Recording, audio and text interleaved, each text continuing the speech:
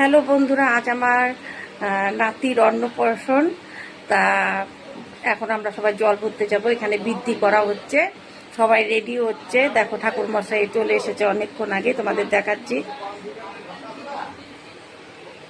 এই যে ঠাকুর মশাই এসে সব রেডি করছে।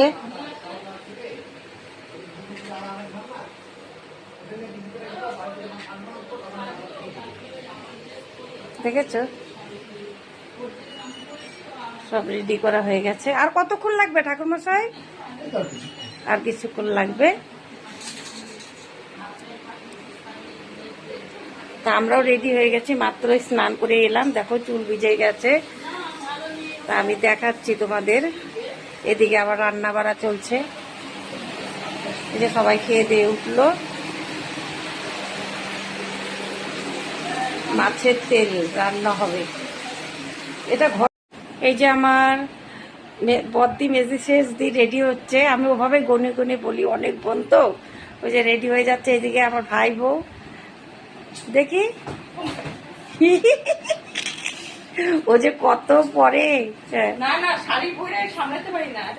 একটু কিছু বলো, ভালো লাগে তো। দাঁড়াও দাঁড়াও দাঁড়াও, কেমন লাগছে?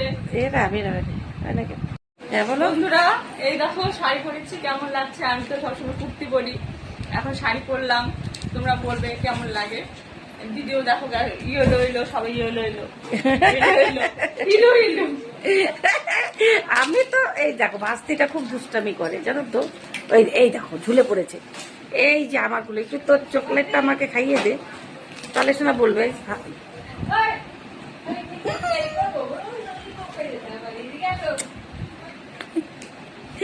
হ্যাঁ,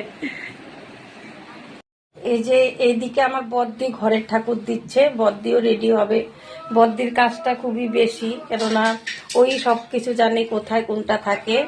আর আমি তো বছরে 12 বার আসি। সব বোনেরা কম আসে, আমি একটু বেশি আসি। তবুও জানি না, সেভাবে কাজ করতে দেয় না বদ্দি। সত্যি কথা বলতেই না, ইস কি আছে, সেভাবে আমি কাজ করি না, খুব কম।